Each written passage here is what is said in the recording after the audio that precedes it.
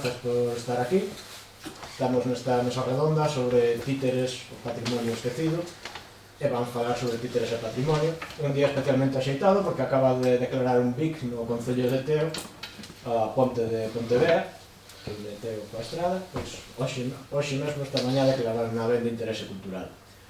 A mesa redonda vai falar iso sobre, quere abordar o tema dos títeres sobre como patrimonio, a cuestión do recoñecemento, as posibilidades de acción con este ben, que é ao mesmo tempo material, polo que atinxe os bonecos e o material de teatro, e inmaterial, polo que atinxe a tradición titiriteira, a ese coñecemento que se transmite, a recepción do público e a toda esa cultura que se xera alrededor dos títeres destes personaxes.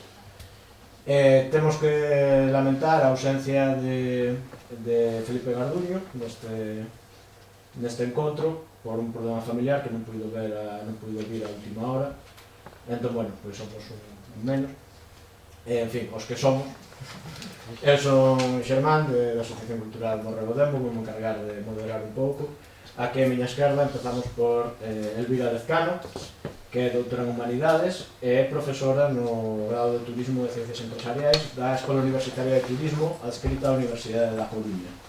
Ali dá materias relacionadas fundamentalmente co patrimonio, tamén foi docente en diferentes másters e tamén membro da Asociación para a Interpretación do Patrimonio. A súa área de acción centrase especialmente neste ámbito da relación entre patrimonio e turismo, que nos parece un ámbito moi interesante a tratar tamén desde un patrimonio quizás tan pouco convencional, non? Como son os títeres e a tradición titiriteira. O seu carón temos a Santiago Veloso, que é docente de Lingua e Literatura no Instituto Terra de Turonio de Gondomar, e un dos promotores da Asociación Ponte nas Ondas, con todo o que eso implica, con todas as iniciativas de discos, de libros, de actividades de innovación educativa, e desde aí tamén empezou o traballo da candidatura a Patrimonio Inmaterial, do Patrimonio Oral e Inmaterial Galego-Portugués a UNESCO, que se leva varios anos tentando, por desgracia sen éxito polo momento, pero que realmente supuxo un fito de mobilización e de chegar, de conseguir chegar ata París con esa candidatura verdadeiramente impresionante. O seu carón temos a Pablo San Martín, que é responsable do Arquivo Municipal de Teo. Desde ese posto leva anos traballando en iniciativas de divulgación cultural de diferentes tipos, entre elas moitas de divulgación do patrimonio e de conexión co patrimonio local. Ademais, fai parte tamén do colectivo Arrula, que está loita pola conservación e posta en valor dos petroglifos en Galicia, e nesta mesa queremos que represente un pouco a posibilidade de acción local sobre o patrimonio, que nos parece tamén un ámbito moi interesante, así como o Santi nos pode falar tamén do tema docente das escolas como espacio de transmisión do patrimonio. Parecenos que Pablo pode representar ese espazo local que pola conexión que permite co público é fundamental para nós tamén a hora de abordar a recuperación e a divulgación do patrimonio. E alá na esquina, onde o ordenador, temos a Sabela Pato, que é museóloga, dinamizadora cultural con ampla experiencia, licenciada en Historia da Arte, temos varios aquí, e encargouse da curadoría de mostras tan importantes como a da Terra de Lemos, o Reino de Galiza, ou Vigo, Cidade de Babel, ou Os que habitan en nós. Ademais, desenvolver outro tipo de proxectos de dinamización cultural, plans museísticos, como o do Centro de Interpretación Medieval de Allariz, ou o do Verbum de Vigo, o novo, o primeiro. E na actualidade, ademais, está traballando no plan museístico do Museo Galego da Marioneta de Lalín, co cal especialmente a caída tamén para isto, para ver a problemática que supón traballar con todo este patrimonio. Felipe Garduño, ainda que non puido estar, deixounos unhas notas sobre o que el podería chegar a esta mesa. Vou presentar tamén, porque logo, se presta, irei sacando algún dos apuntamentos que el fai, de acordo? Garduño é membro da Unión Internacional de Marionetistas de Euskadi, da Española, e tamén é conselleiro internacional no apartado de patrimonio de UNIMA, onde desde esta organización están traballando polo reconhecimento como patrimonio de humanidade ou reconhecimento cultural en diferentes países e ámbitos da tradición dos títeres. teño un traballo moi intenso con páxinas web, reunións internacionais, moitísimas labores realmente impresionantes, pero bueno, que como comento, iremos sacando, se acaso, segundo vai avanzando a mesa as súas notas. Entón, bueno, como comentaba, iniciaremos cunha primeira intervención de cada un de vos, para non estar, ao ser menos xente, podemos alongar un pouquinho máis, 10-15 minutos, para que expoñades un pouco as vosas ideas sobre este patrimonio da tradición de títeres, e despois abriremos unha quenda máis aberta de intervencións con diferentes cuestións. Entón, se os parece, empezamos por ti.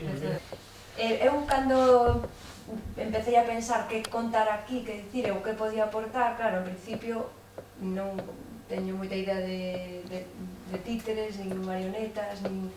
Sí que sei que é algo que vinculas ca infancia, non? Que, de feito, teño unha anécdota de un amigo do meu pai viaxou a Xapón cando éramos nenos, e a min foi a única dos meus irmãos, que somos varios, que me trouxo un regalo, non sei por qué, debía verme un pouco titiriteira, me trouxo unha marioneta de luva, dun león, que supoño que é un personaxe de alguna obra xaponesa, algo así.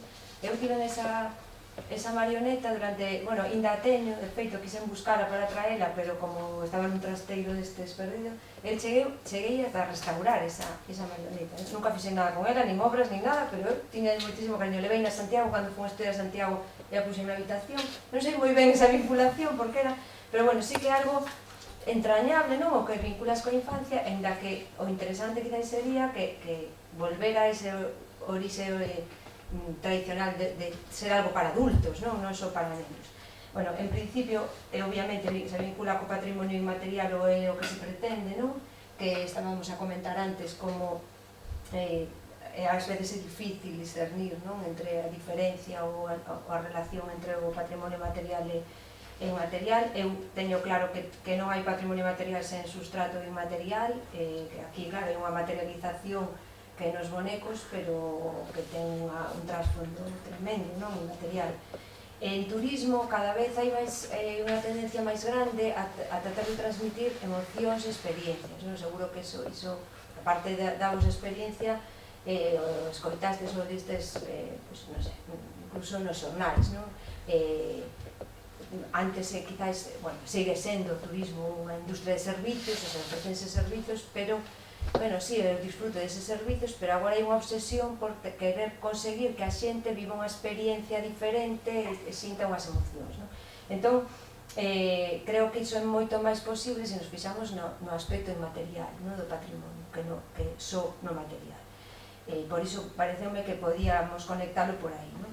Tamén o concepto de autenticidade, que creo que ten moito que ver con isto que estades traballando vos, tamén vai moi ligado, por suposto, ao patrimonio e ao turismo, porque é unha das grandes preocupacións, non? A perda de autenticidade pola banalización que se produce debido ao turismo, non? Entón, intentamos loitar contra iso, incluso nas escolas de turismo é o que lles contamos ao noso alumnado. Outra cousa que despois acaben facendo un resorte en Punta Cana matando os indígenas, vale? Que, por desgracia, esas cousas pasan, non? Creo que neste sentido, tendo en conta o valor da autenticidade, de originalidade, de tratarse de algo diferente, merece un recoñecemento, obviamente, non? Esa tradición hai que recoñecela e hai que divulgala, non? Que máis ben creo que para que estamos aquí nesta mesa, non? Aquí hai xente de educación ou, bueno, pois do ámbito local, está claro que todo iso, neses ámbitos case sempre se traballa, pero igual no ámbito turístico, pois non, a relación é bastante diferente. Creo que este tipo de patrimonio non debe ficarse nos museos. Claro que está moi ben que haxa museos porque, bueno, museos tradicionais, por sorte agora hai outras fórmulas dentro da museística, non? Para divulgar ou para difundir, pero que non debe quedar como algo, como un tesouro, non? Sino que debe ser algo vivo, non? Interesa que sexa un patrimonio vivo, que ademais é algo que tamén a UNESCO creo que está bastante obsesionada con iso tamén, non? Cando recoñecen un patrimonio inmaterial. Despois, que chegue ao local, que vexo, bueno, eu xa tiña escoitado cousas que facedes aquí, antes de vir hoxe, vamos, esta labor é importantísima, non? De feito, en turismo sempre o decimos, está na teoría, na práctica, ás veces, o sea, primeiro hai que empezar a traballar polo local. Eu fixen aí unha pequena enquisa entre o meu alumnado de cuarto, de carreira, preguntando se sabían o que era barriga verde, se se sonaba, que preguntaran nas súas casas, que, bueno, falamos un pouco do tema, todos perdidos, non?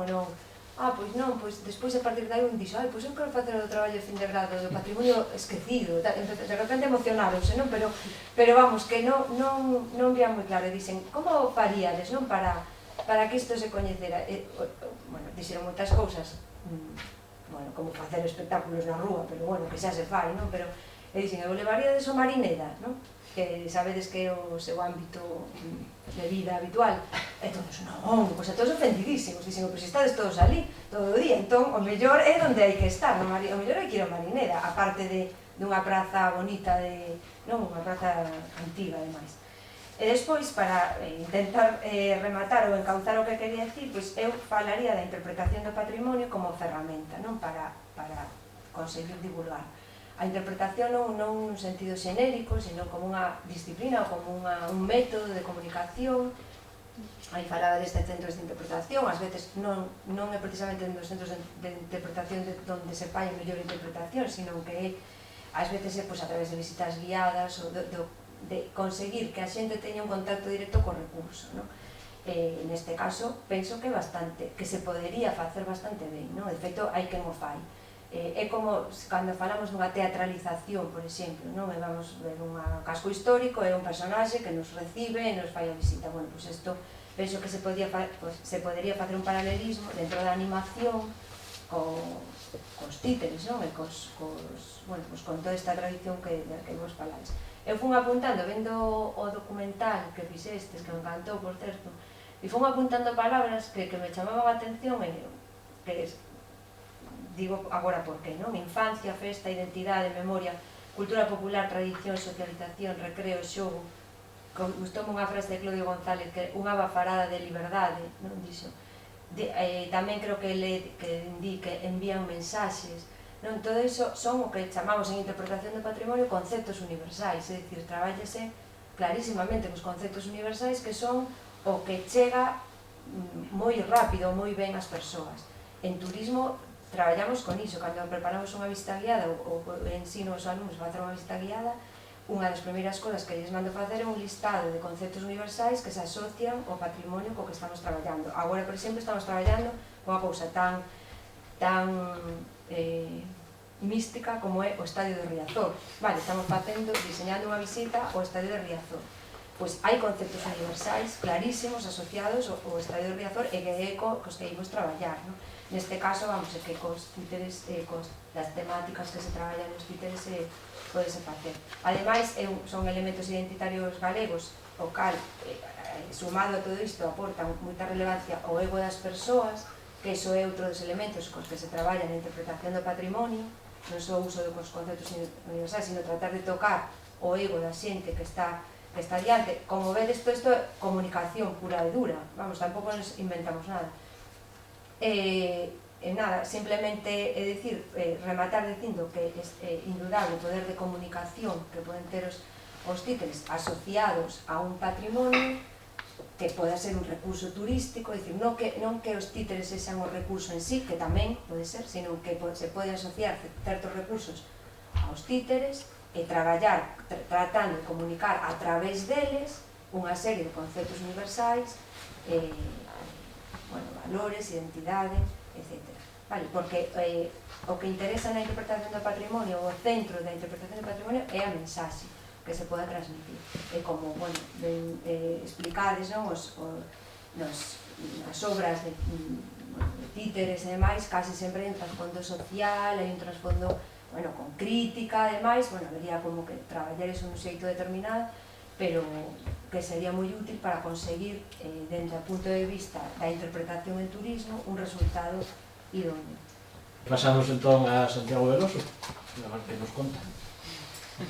A ver, eu vou improvisar un pouco máis, de que teño aquí unhas notas, pero a ver, eu son docente, entón, un pouco a miña achega que podo facer aquí é un pouco desde esa perspectiva de estar nunha aula con adolescentes e ter traballado pois tamén antes en primaria, agora en secundaria, e desde un pouco tamén desde a perspectiva da nosa asociación de Ponte nas Ondas con profes galegos e portugueses, un pouco preocupados por iso que se chama a transmisión do patrimonio inmaterial, non? É dicir, desa cultura tradicional, popular, ou como lle queiramos chamar, que estamos vendo como se esvaece,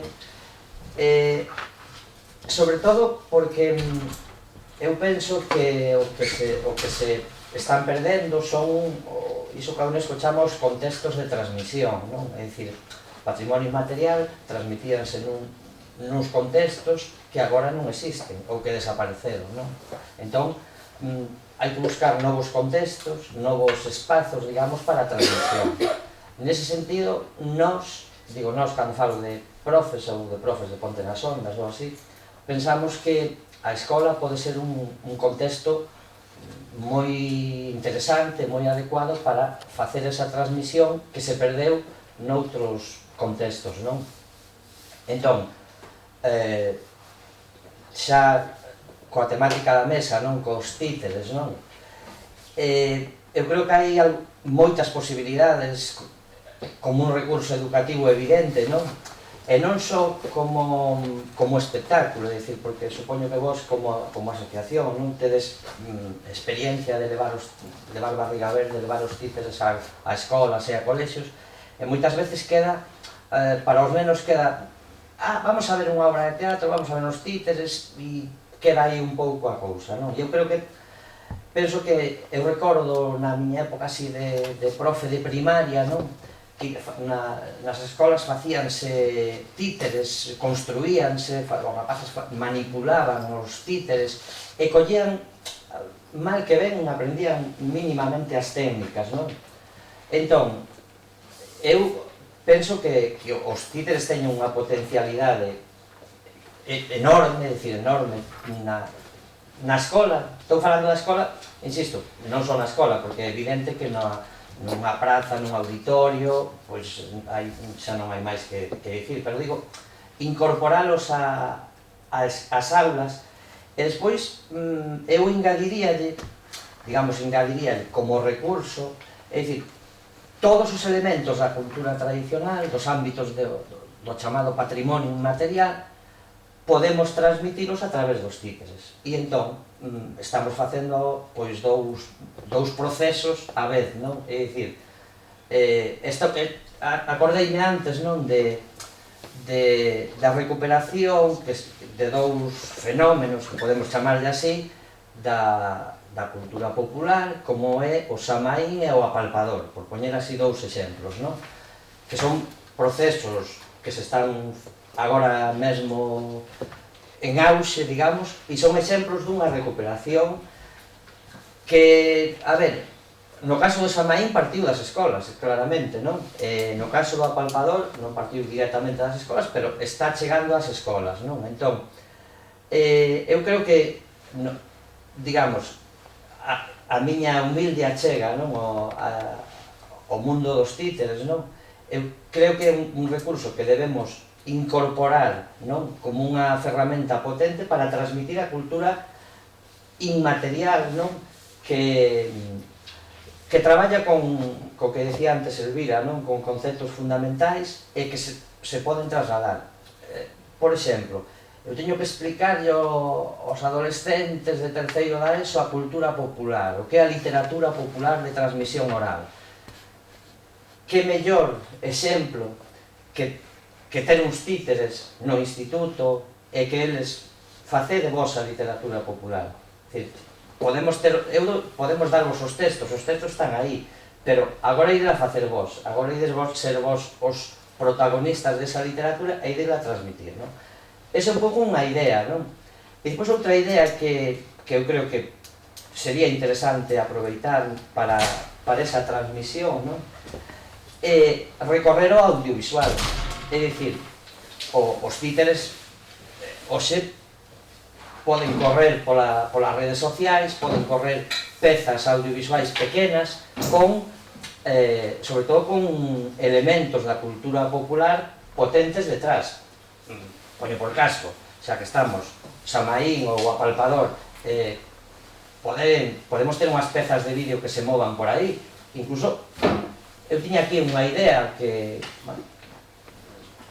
anotada, que era que a administración podía promover ese tipo de certames nas escolas, é dicir, unha peza audiovisual con títeres sobre o Apalpador, unha peza audiovisual con títeres sobre o Samaín, unha peza audiovisual con títeres o entroido, un entroido calquera, non? O da Ulla ou calquera dos entroidos. Quero dicir que penso que é unha potencia, non?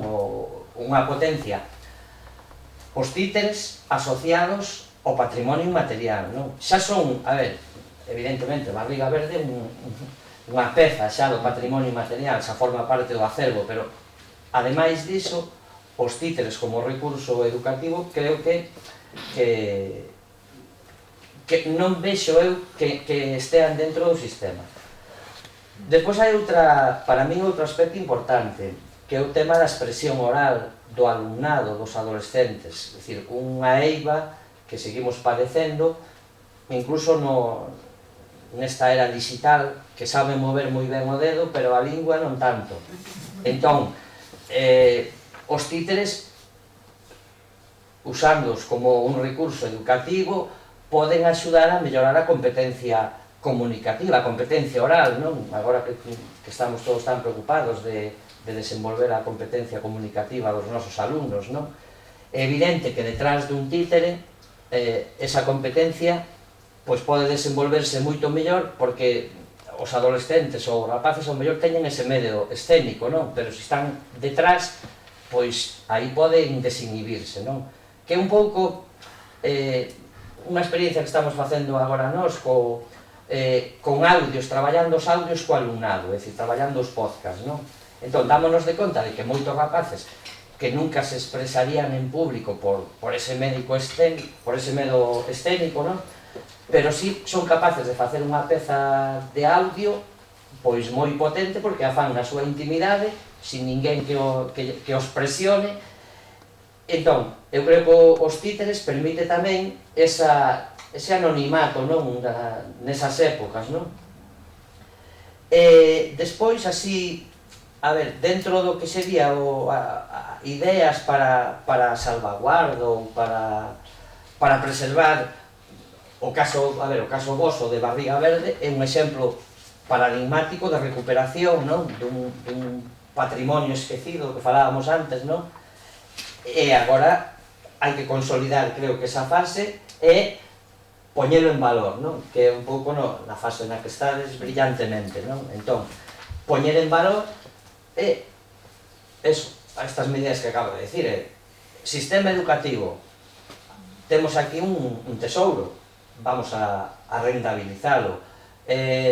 Tema audiovisual, redes sociais, hai que poñer iso en valor, é dicir, Barriga Verde, títeres, teatro popular, etc. Despois, claro, eu aquí sei unha cuestión máis de profesionais, non? Creo que había un punto aí na mesa que falaba desde si os profesionais eran imprescindibles ou non, non?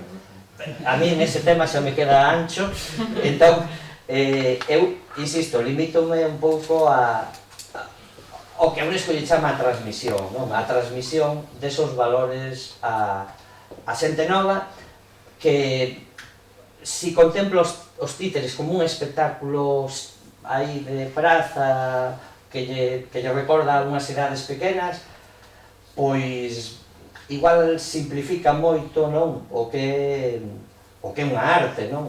O que é un recurso moi potente, non? Non sei como vamos de tempo, tú avísame. Ben, vas ben, ainda tocaste os 2 minutos.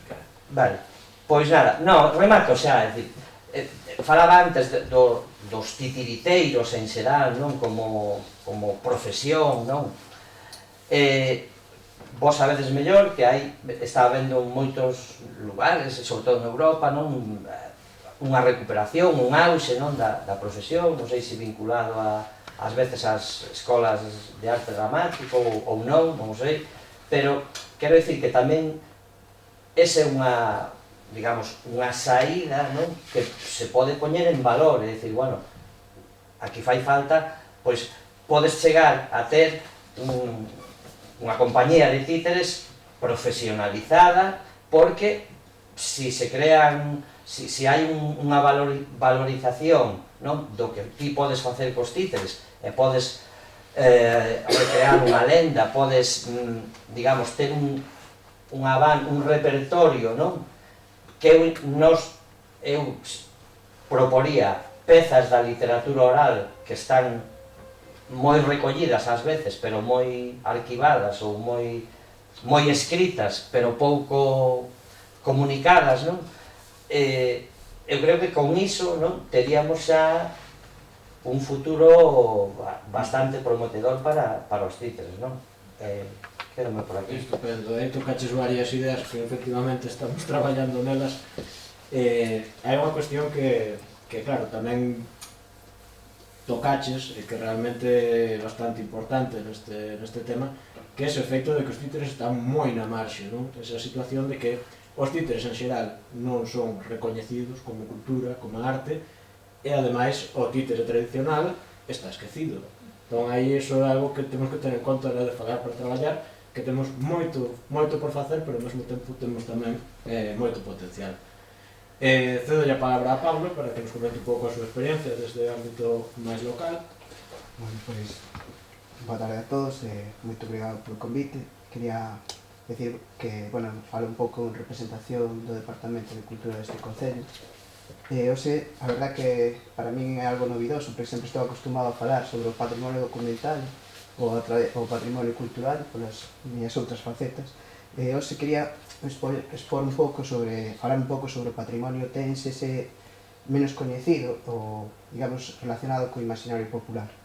E quería comenzar sempre recalcando unha teima que temos desde o Departamento de Cultura, que é rachar un pouco con esa imaxen de Teo como unha vila residencial ás portas de Compostela. De feito, está aquí Alberto. Por exemplo, nos folletos turísticos así máis antigos, eses que están aí nos andeis medios olvidados das bibliotecas, aparecía ese eslogan, Teo ás portas de Compostela. Entonces, pouco é evidente que a capital xacobea irradia toda a comarca e incluso está influindo na transformación da nosa paisaxe, incluso do patrimonio cultural de Teo, mesmo por Teo paso con Niño Santiago. Pero creo que Teo conta cun importante patrimonio cultural, falabas ti que acaba de declarar ben de interés cultural, de feito un traballo que vamos casi un ano e medio, dos, con ese tema, por fin conseguimos a súa declaración. Pero tamén dicirvos que conta con un patrimonio inmaterial moi fecundo. Hai cantidad de lendas, crenzas, costumes, rituais enraizados en tempos pretéritos, pero que chegaron a nós gracias á memoria dos nosos avós. Como dicía un compañeiro do Deza, sempre estamos, como dicía tamén Santiago, estamos en pleno proceso, a tradición oral está en pleno proceso de esnaquizamento, por diferentes razóns, pero digamos que trae a nós o sustrato máis fondo da nosa comunidade, non? Citando a Víctor Freixanes, que sempre di que unha comunidade está construída sobre a imaginación, as sensacións e os mitos, moitos dos cales nunca existiron, pero que acaban sendo reais porque os soñamos xuntos e os facemos entre todos. Creo que é bastante significativo. Quería tamén, citar, exporvos algúns dos exemplos deste patrimonio inmaterial de Teo que estamos intentando dinamizar e pôr en valor desde o Departamento de Cultura a través de diferentes proxectos. Por exemplo, falarvos das tradicións e lendas que relacionan Teo co noso entorno, coa comarca. Hai lendas comuns aos outros concellos da Ulla, por exemplo, os Senerais da Ulla, que foi outra das loitas que tivemos hai uns anos para intentar declarar os Senerais da Ulla. Está quizáis unha das manifestacións máis pictorescas e coñecidas do entroido tradicional aquí en Galicia, e conseguimos tamén que fose declarada a Festa de Interés Turístico Galego coa relevancia que iso supón. Teo tamén, por exemplo, o escenario das lendas xacobeas. Por exemplo, quen non coñece as lendas relacionadas co Castro Lupario, a Raíña Lupa, non? É unha relación un pouco con todo o Val da Maía. Tamén outro curioso e característico ritual de aquí da comarca da Ulla se dá, por exemplo, pois en Mundián, no Campo Santo de Dina, en Padrón, e aquí en Teo en varios sitios que é o sacarlle o asombramento aos nenos apoucados. Pero ese é un ritual moi característico daqui dos adros de Recesende e de Rariz, unha serie de rituais, a mitad son, digamos, medidas higiénicas e outras medidas máxicas, pero que é curioso, é unha tradición daqui da Ulle. Tamén hai moitísimas lendas relacionadas cos enclaves e os bens culturais. Por exemplo, temos mananciais de aguas milagreiras, o máis coñecido, pois, a Burga de Serneal, ese manancial de aguas sulfurosas á beira do Ulla, pero tamén temos fontes menos coñecidas, como a fonte de Santa Margarida en Loureiro, ali na parroquia de Luou, que sana as verrugas e outras afeccións da pele, ou a de Santa Lucía para os males dos ollos. Tamén temos un montón de lendas relacionadas, por exemplo, co personaxe máis mítico do folclore galego, que son os moros e as moras. Por exemplo, temos unha pedra das Ferraduras no Castro de Mouromorto, no que hai unha pegada que os veciños asocian co cabalo, a pegada do cabalo do Apóstolo Santiago, pero que debaixo dela sale no día de San Xoán a típica lenda que se conserva en moitos puntos de Galicia, en moitos dos castros, que sale unha gariña cos seus pitiños de ouro. Tamén temos lendas relacionadas, por exemplo, con megalitismo. Nos temos unha área arqueolóxica moi importante, que é o Monte Piquiño, onde contan os veciños que existían dúas eiras ou círculos líticos, eiras dos mouros que lle chamaban, e que curiosamente aparece, ahora non quedan restos arqueolóxicos, pero sí que aparecen citados e incluso descritos con todos os pormenores nas revistas, por exemplo, da Unión de Tevedra, estas revistas societarias que viven de Argentina. Outro clásico, pois, os túneles. En Teo temos unha lenda sobre túneles, pero casi todos os concellos teñen alguna lenda sobre os túneles. Por exemplo, aquí en Teo temos un túnel que comunicaba a ponte medieval de Paradela co Castro do Paio. Tened cuidado porque por exemplo, unha cousa curiosa que aconteceu, que nunha charla sobre o Castro do Paio comentaba, bueno, pois había unha lenda relacionada co Castro, e salta unha veciña de Francos, que lenda? Eso non é unha lenda, eu estive ali dentro de pequena. Entonces, pois, a verdad, ante tal aseveración diante de todo o público, pois continuei como pude, pero para eles non é unha lenda, que é unha versión. Outro caso, quizá máis curioso e menos coñecido, aínda que sí que coñecen moitos veciños de Francos, é o tesouro da Casa de Raíces en Francos. Este tesouro, para min, bueno, falan dun tesouro enterrado nunha herdaz deste gran terrateniente que era, digamos, o gran propietario de Francos, e contan que existía un tesouro ali enterrado, pero o curioso é que aparece doblemente recollido por un lado, desde a oralidade, pero tamén aparece nunha das versións do famoso libro máxico este do Ciprianillo, e o máis curioso, que é quizá un dos documentos máis curiosos do arquivo, é que aparece unha solicitude dos veciños de Francos, digamos, con acordo co do señor Raíces, pedindo un permiso para facer unha excavación para buscar o tesouro. Ese documento existe, e pois podemos ver. Tamén hai lendas relacionadas cos espacios naturais, por exemplo, o Pozo da Serpa en Rariz, que se contan unha parte moi bonita, no río Pereiro, no que contan que hai baixo das aguas un carro cargado de ouro. Ou a fonte e as pegadas, por exemplo, aquí cerquiña en Cacheiras, hai unha fonte e as pegadas de San Simón.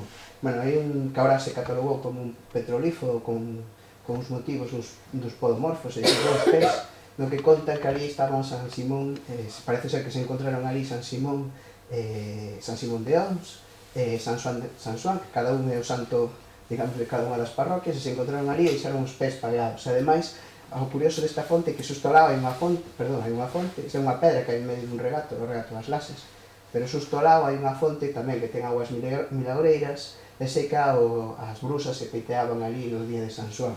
Era todo un... E quizás un feito curioso disto é que o propio Crego, nun inventario de bens patrimoniais de Recesende, inclúe esta pedra con pegada na relación de bens, dándolle o mesmo valor, por exemplo, que tiñan os cruceiros, por exemplo. Tamén, bueno, ten o escenario de importantes romarías, que todo o mundo coñece, por exemplo, a de Santa Margarida en Luou, a Santa Eufemia en Oza, as cabezas no Rasó, a Virxen do Carmelo en Ameneiro, cada unha delas con uns rituais específicos, uns actos específicos de cada un. Tamén ten unha importante encrucillada de camiños desde Meriego, por Teo pasan A parte do Camiño de Santiago, temos camiños reais, o Camiño dos Arrieiros, que é unha variante que se está intentando recuperar agora do camiño que viña de Portugal, unha variante do Camiño Xacobeo que pasaba por Teo e que entraba pola Pontevea, e digamos unha variante do máis coñecido que viña desde Padrón. Tamén personaxes curiosos, por exemplo, temos hasta familias enigmáticas. Por exemplo, temos un lugar que se chama Florida, que parece ser que procede dunha antigua familia que se chamaba os Condes da Florida. De feito, queda un escudo nobiliar del nunha das fontes máis bonitas do concello, pero prácticamente non quedaron pegada documental desta familia. O único que se sabe, polo que contan os veciños, é que hubo un enfrontamento entre os veciños de Rarís e os da Florida e tiveron que fuxir a correr, e quedan destes, pois queda aparte dese escudo nunha das fontes, algúns restos desa antigua casa espallados pola aldea, e un cáliz e uns santiños na iglesia que levaron a iglesia parroquial. Tamén temos personaxes como, por exemplo, Don Alejandro, un dos alcaldes máis curiosos que na comarca, que chamabanlle tamén, nos chamamos o Valle Inclán de las Terras de Lulla, porque tiña unhas barbas enormes, e aparece, por exemplo, como protagonista de unha das novelas, por exemplo, do escritor José María Castroviejo, que fala en varios capítulos dele, da súa personalidade. Tamén, por exemplo, en Teo, de Teo, xusto do outro lado do Ulla, según Carlos Reigosa, naceu Pepa Loba. Hai un montón de artigos dos anos 40 e 50 das aventuras de Pepa Loba pola nosa comarca e polas terras de Teo. E tamén quería citar tamén a importancia que é para nós traballar coa toponimia teense. Os topónimos son unha mostra desa relación entre a palabra e o espacio. Eran os GPS da época, non? Creo que toda investigación histórica debe botar man, polo menos, da toponimia. É fundamental. No arquivo contamos con un traballo de campo que se fixo fai uns anos, no que se recolleu entre 2000 e 2008, que se recolleron 4.000 topónimos e ainda está sin recoller 2 parroquias, é dicir, que a riqueza patrimonial tense é moi importante. E como quería rematar, non sei como de tempo, pero quería rematar falándovos un pouco dos títeres e falando un pouco, estamos ás vésperas do San Martiño, e quería falar un pouco desta feira. A feira probablemente unha das feiras de gando máis antigas de Galicia, quizá o acto social, cultural, económico, histórico máis importante do concello. E queríamos ler un artigo de 1908 dun escritor que se chama Manuel Novoa Costolla. Foi principalmente poeta e toda a súa obra aparece recollida en revistas de carácter societario ou revistas, por exemplo, este era a revista Aires da Miña Terra, que é a revista estadounidense, como digo, de 1908. E describe, fai unha visita, conta un relato sobre unha visita, un relato autobiográfico dunha visita que fixeron á feira, el, o seu compañeiro e 2 mozas. E fai unha pequena descripción que, se me dá tempo, queríamos lervos un pequeno fragmento. Primeiro describe a Carballeira. A Carballeira, onde se celebra a feira, atópase chea de gando, de todas as castas, e de compradores e vendedores gallegos e castellanos, que non se vían fartos de mallar canguillada nas pobres bestas, as que faguían correr dun lado para outro, tirándolles logo a ferramenta e tirándolles polo rabo para ver se eran de boa caste. A dereita do camiño ríanse as tendas feitas con pedazos de madeira e cubertas de lona branca, como a neve, destinadas para a venta de rosolios, rosquillas, retorcillos, caramelos e outras larpeiradas polo estilo. A esquerda, postos en ringleira, encontrábanse os carros cargados de pipas contendo nunca ben alabado viño da Ulla e do Ribeiro. E máis adiante, os postos de café, froitas e castañas asadas e cocidas. En diferentes sitios da Carballeira estaban as pulpeiras, cos seus caldeiros cobrizos, agulados de pulpo, postos a ferver riba de grandes fogueiras que envolvían en nubes de fume a feira toda, e amenazaban fogar a xente menos a pulpeira, que polo visto tiña agallas de tiburón e polo mesmo non lle impedían derrogar coa súa mercancía berrando: "Comprádeme o pulpo, ai que rico". Aló embaixo, nunha fondeira que fai o terreno preto a carretera e o mesón do americano, un fato de pipiolos escoitaban coa boca aberta como unha esporta, o relato que o cego Monteiro facía dun crime desastroso ao compás dunhas coantadas rascaduras dun violín, mentras que outros se entretiñan en tirar o soporte do pajarillo e aplaudilo ao aeronauta Tomás cando o toque da caixa, pois sin este requisito non traballaba, rubía e baixaba, non sei por que arte ou amaño por un tubo de vidro posto nunha das gaiolas dos pajarillos sabios. Os cegos non deixaban corruncho sin visitar nin daban unha volta ao rodicio da zanfona sen que non lle trouxesen pro peto algúns cadelos e pro taleigo algunha larpeirada. Así, hai sempre dúas castas de cegos nas feiras e romases de Galicia, os que botan os monicreques e os que tocan a zanfona, e estes últimos son os que máis divierte a xente cas súas copras oportunas e chispeantes, que son ás veces orgullo ou mofa e vergoña da mocedade. Este é un pouco o relato, porque resume un pouco os personaxes arquetípicos do que era a feira de Franco, as pulpeiras, incluso os tratantes, uns máis avispados e outros menos, un pouco, digamos, que é unha visión dos personaxes máis coñecidos da feira de Franco. Estes espectáculos, sobre todo estes cegos, serían despois sustituídos polos outros espectáculos, como os famosos monicreques de José Silvén, que todos xa falamos deles, e que cada ano percorrían un pouco a comarca, desde, empezaban na feira de Franco, na Pascua en Padrón, aquí na comarca, pasaban pola Ascensión en Santiago, remataban aquí en Francos. En Francos, polo menos, sabemos, pola testemunho de moitos veciños de Francos, que estiveron no ano 56 a barraca, o no 56 ou no 57, según algúns. Foi precisamente Esther, que é a filla dun personaxe moi importante en Teo, Cecilio Fernández. Cecilio Fernández, durante máis de 15 ou 20 anos, acudía á feira e era o colportor dos evangelistas de Teo. Iba todos os anos a vender as Biblias e intentar captar novos adeptos para a comunidade protestantes que hubo aquí en Teo, que foi moi importante no seu día e ainda sigo sendo, sobre todo na zona de Lucía e Luou. Ela me contaba de que o seu pai vía e me contaba como era a barraca e como eran os espectáculos de Silvén. Pero quería rematar falándovos, fai uns anos fixemos un obradoiro de memoria e un dos veciños lembraba como era este espectáculo. Ele nos decía, Barriga Verde, este veciño se chamaba Antonio Castro. Este Barriga Verde era un teatrillo que había. Contábanse 3 ou 4 contos e pasábase o día de puta madre, porque era o que había. Despois viñan a pelea de Barriga Verde, pan para uns, pan para outros, como hoxe fan na televisión. E entonces, ao final, un escapáballe e en vez de darlle cun pau na cabeza, dáballe na tarima. E ao final sempre ganaba un, como se fose un combate de boxeo. E ao final decía, bueno, señores, morreu Barriga Verde, porque quedaba o boneco encartado, o matar o seu compañeiro. E acabouse a peseta, e había que salir. Hasta aquí quería rematar con isto.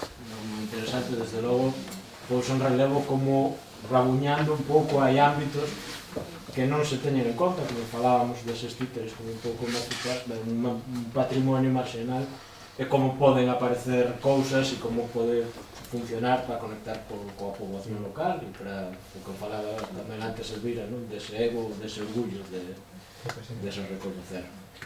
Cedemos a palabra a Sabela. Bueno, eu vou tratar de circunscribir un pouco a temática da mesa ao ámbito como ocupo, que é os museos, e vou tratar de amosar como a noción de patrimonio foi variando ao longo do tempo.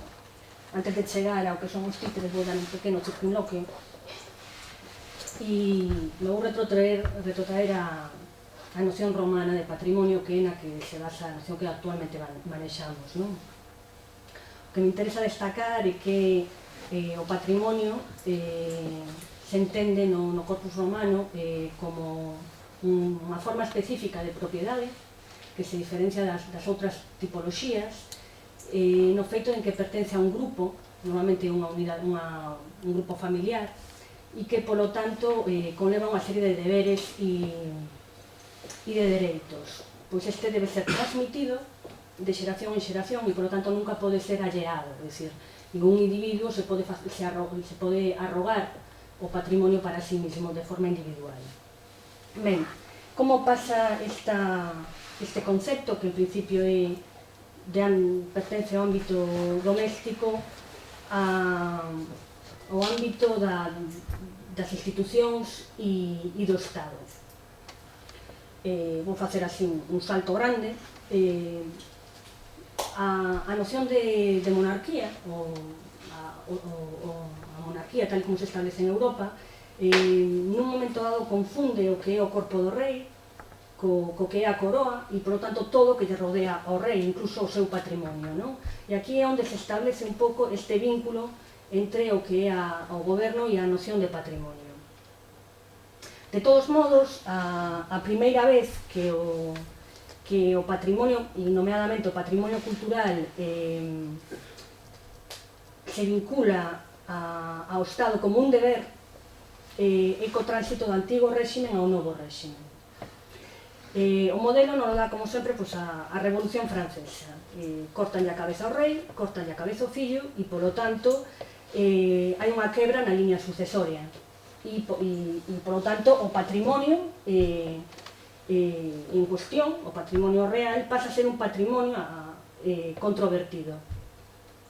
A súa recepción pasa a ser discutida. De feito, os episodios de vandalismo ponen de manifesto hasta que punto se deu esta discusión, non? Os episodios de vandalismo basicamente consistían na destrucción física de bens que hoxe consideramos culturais. Falar hoxe de vandalismo en relación a isto é un pouco de modexa, falase máis ben de iconoclastia revolucionaria, porque, dende logo, os que promovían este tipo de actos non eran ignorantes, era xente que sabía moi ben a importancia dos signos, que coñecía moi ben e que, polo tanto, fixo da iconoclastia parte do seu discurso revolucionario. En calquera caso, o que nos importa é que a controversia se saldou dunha forma moi específica, que foi refundando ese patrimonio, vaciando do significado anterior, do significado relativo ao poder real. E, bueno, quen fala do poder real aquí fala tamén do poder da Igrexa e do poder feudal, non? Estou utilizando o modelo real como paradigma, pero non me remito solo a él, non? Pois se vacía deste significado e se reconvirte en patrimonio nacional. E isto se fai literalmente. Por exemplo, as tumbas dos reis se trasladan ao Museo de Monumentos de París, se trasladan as esculturas, pero non os cadáveres.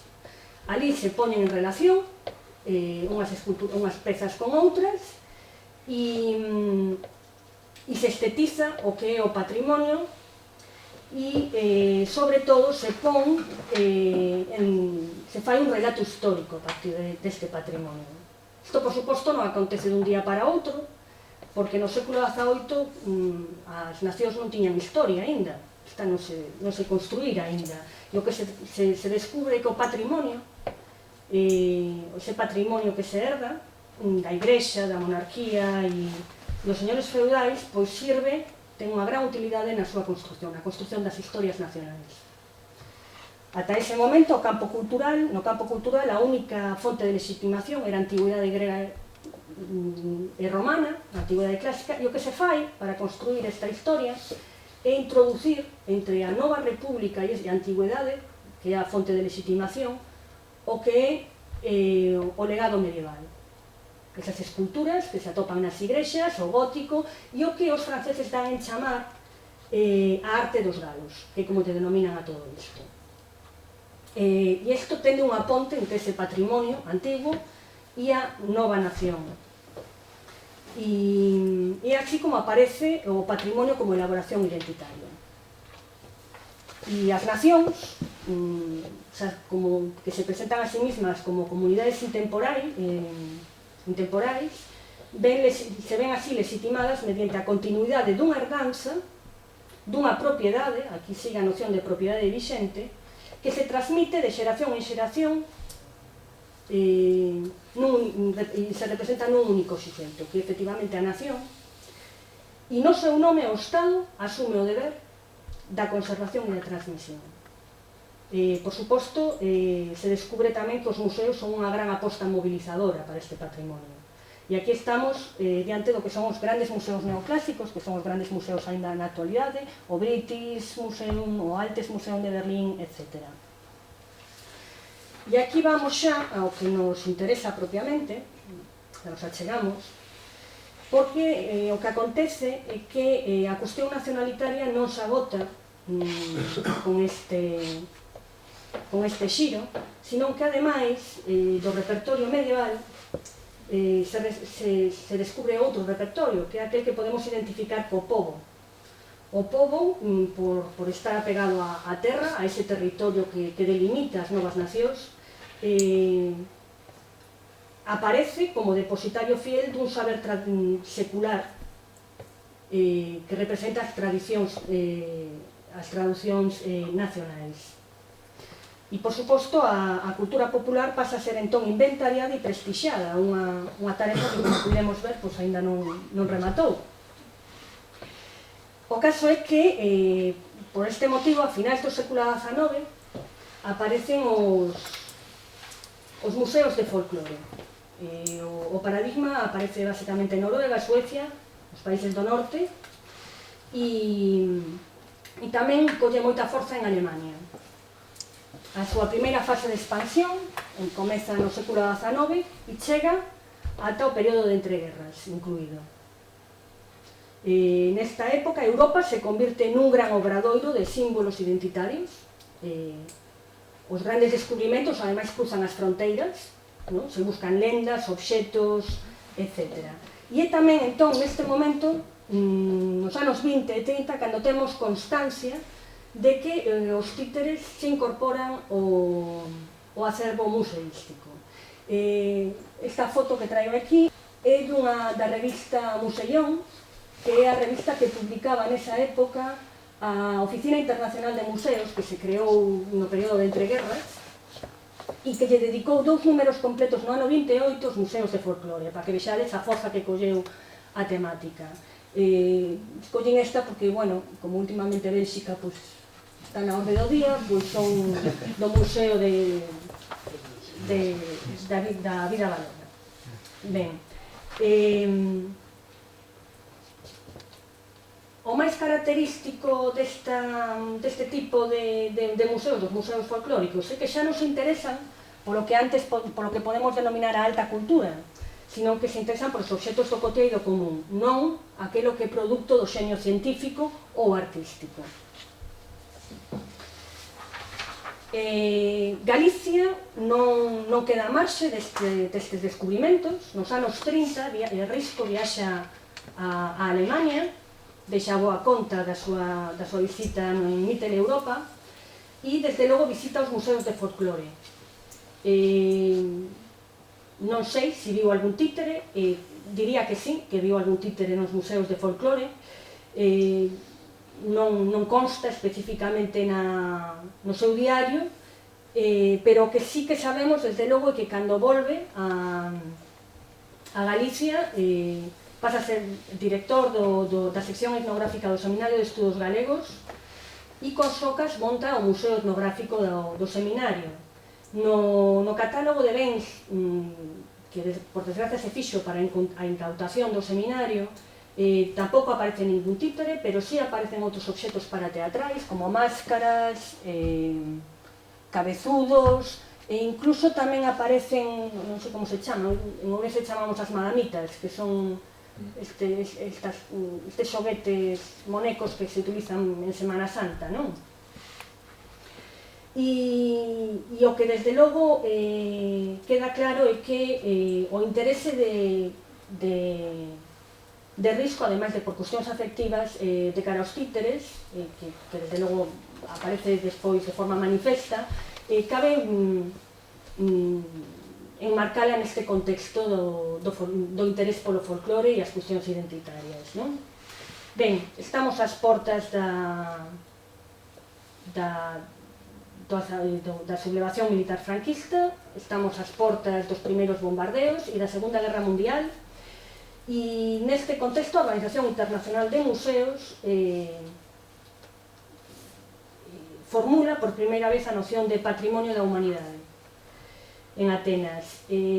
Esta noción é casi, eu diría casi xa unha noción desesperada, porque xa non ten vínculos xurídicos. O patrimonio da humanidade non está adscrito a ningún suxeito legal, a humanidade é unha metáfora, digamos, pero mantén a idea de transmisión e de conservación, ainda que non sexa susceptible de jurisprudencia.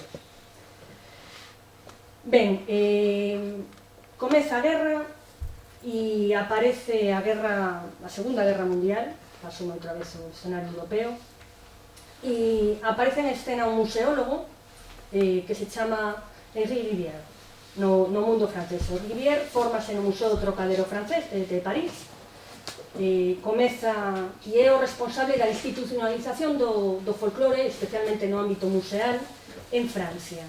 Os primeiros pasos se dan durante a época do Frente Popular, é dicir, antes da guerra, pero realmente cando logra que o Museo de Artes e Tradicións Populares sexa nomeado Museo Nacional e que incluso as artes e as tradicións populares teñan unha cadeira no Louvre, é xa no período da ocupación en connivencia co réxime de Vichy e cos nazis. Por que os nazis promoven a cultura popular? Por que promoven incluso todas as súas manifestacións? Bueno, teñen un interés en que eles asocian a cultura popular únicamente ao campesiñado, así como na época do Frente Popular a cultura obreira formaba parte do programa. Aquí isto xa non, se limita ao mundo agrario e a eles o que lles interesa é que o campo francés produza alimentos e, por lo tanto, neste sentido promoven todo o que teña que ver co campo. Ben, neste contexto, nos anos 40, Rivière, unha cousa que se chaman non sei pronunciala porque non sei falar francés, os chantiers intelectuais, que son unha especie de obradoiros intelectuais, promove a primeira gran pesquisa sobre os títeres e a primeira gran catalogación.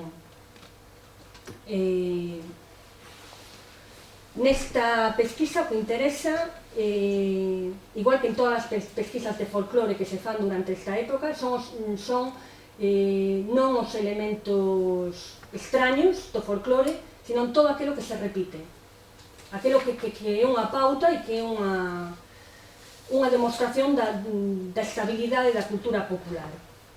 Os títeres, neste sentido, son tamén un campo acaído. Aquí vemos o personaxe de Guiñón en diferentes marionetas realizados ao longo de máis dun século.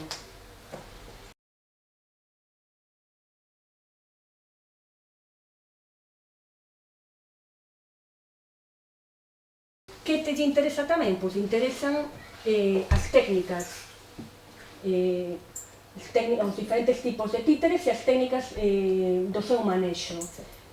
O equipo que fai esta catalogación é un equipo interdisciplinar, un equipo amplio, evidentemente, e sempre con fines científicos se fai o traballo.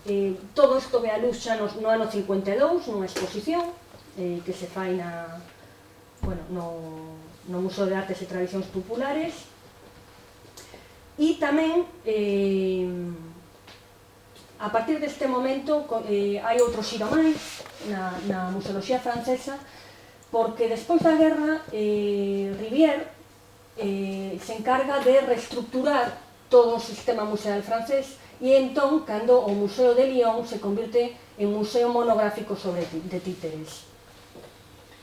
E isto tamén ten que ver con toda esta noción que ten Rivière do que debe ser a cultura popular.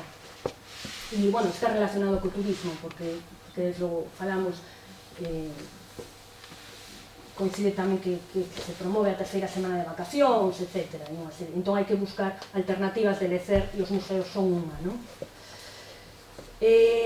A partir dos anos 50, 60 hai un novo xiro na museoloxía francesa, especialmente por Rivière, e xa estou acabando, que o que importa, o que pasa a interesar xa non son os obxetos, sino os humanos que están detrás dos obxetos.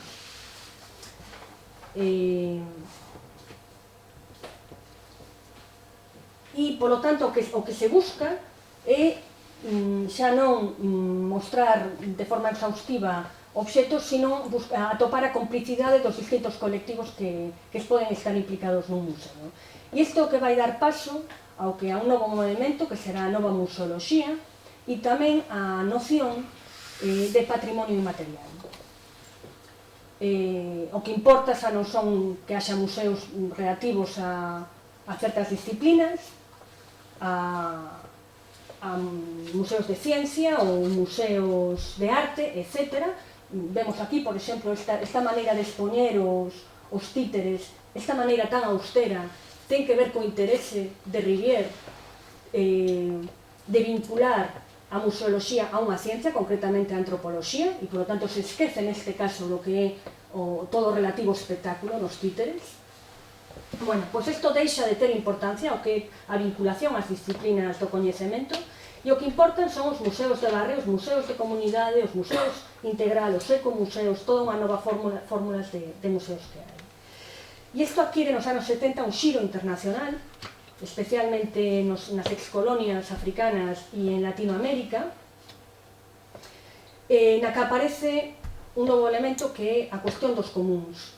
O común é todo aquilo que non pode ser apropiable e, polo tanto, é contrario á definición inicial de patrimonio, porque o patrimonio sempre é algo que se pode apropiar e, polo tanto, se pode lexislar. O común non.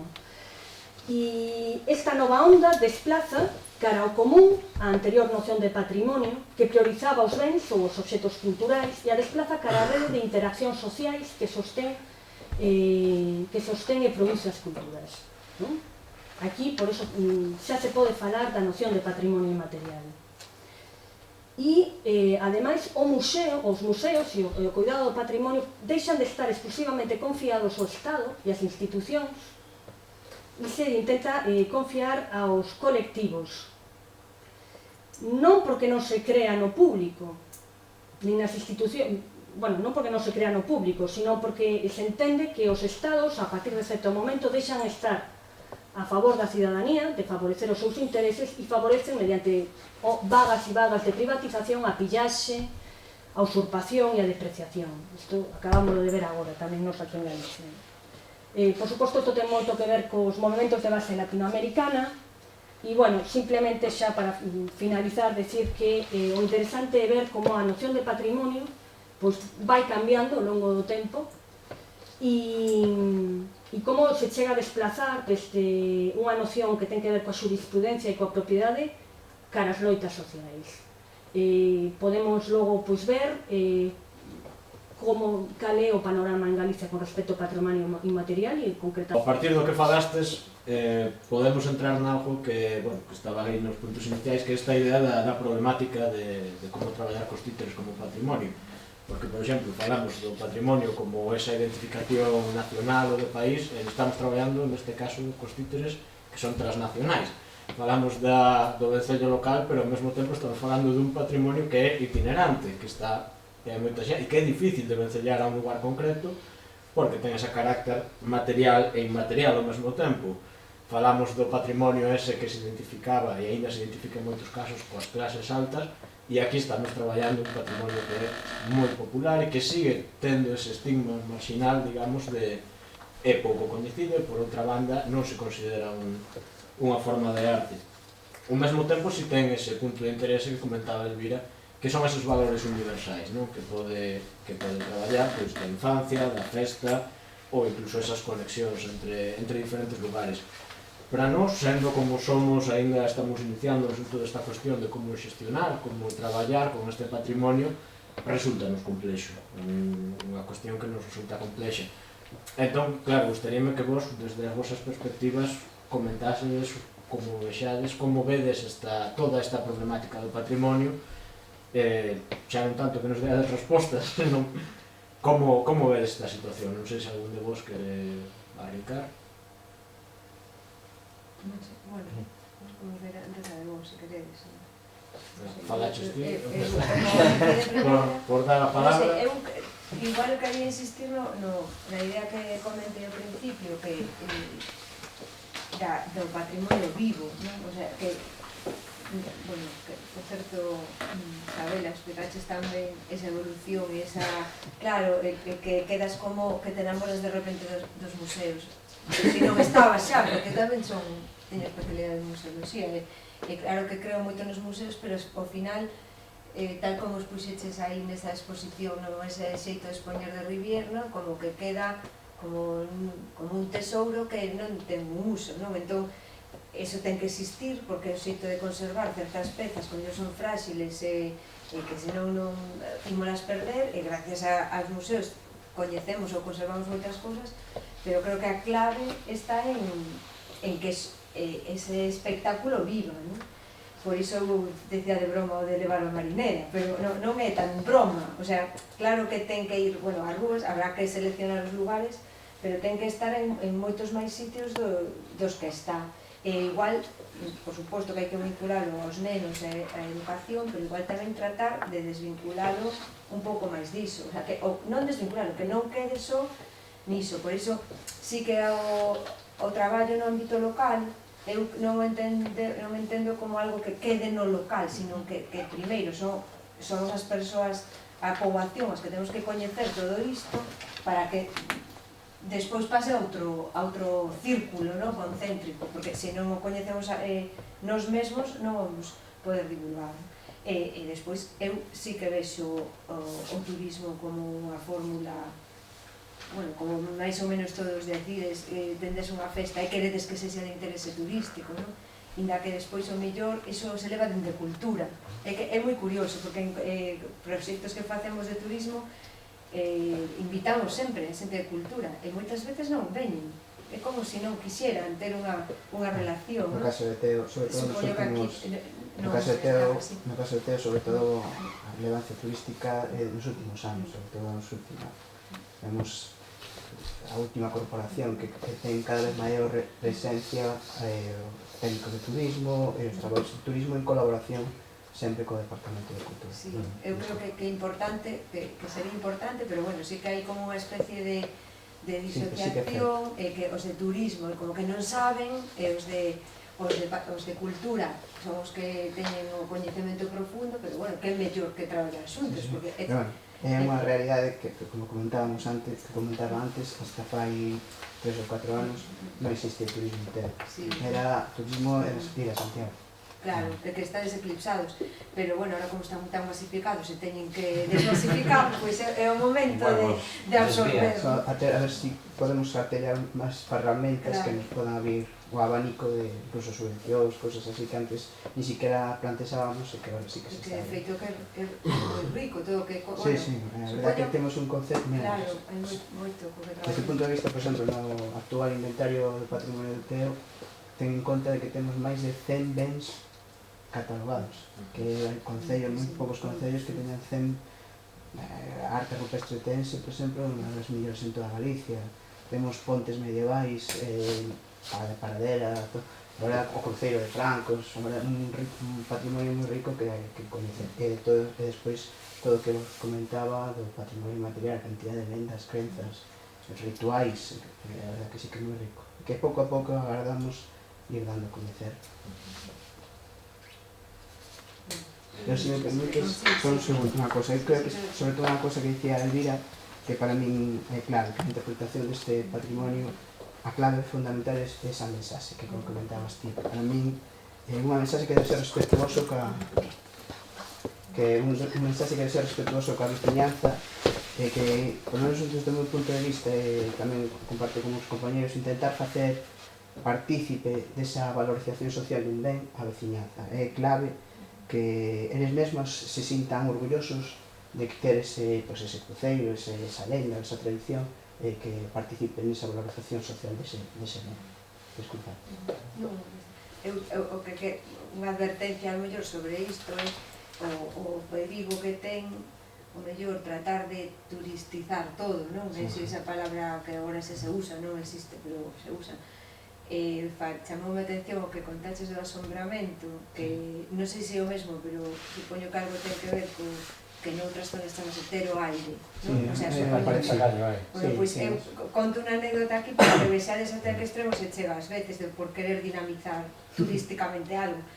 Pois nunha zona concreta onde se saca o aire, se coñecían unhas señoras que sacaban o aire, había un santuario onde se fan exorcismos e cousas así, e unhas persoas, tentaron facer un proxecto relacionado co inmaterial, coa maxia e o tema místico así máxico religioso galego.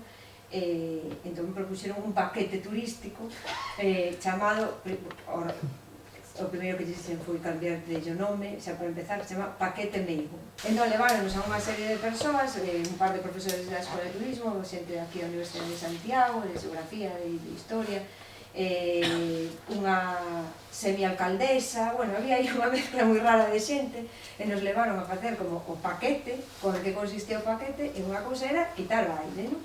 A mí encantoume, por suposto, eu quería ter o aire nese momento para que me quitaran, non o tiña, unha persoa, a semialcaldesa, tiña o aire, e foi así tamén como xusto ela era a que tiña o aire, non? Bueno, isto é broma, pero, por exemplo, eu fui unha primeira que dixen isto non hai que comercializarlo nin vendelo, nin nada, o sea, non vos deixo que falades, vamos, porque me parecía como unha aberración querer levar xente en autobuses a ver iso, non?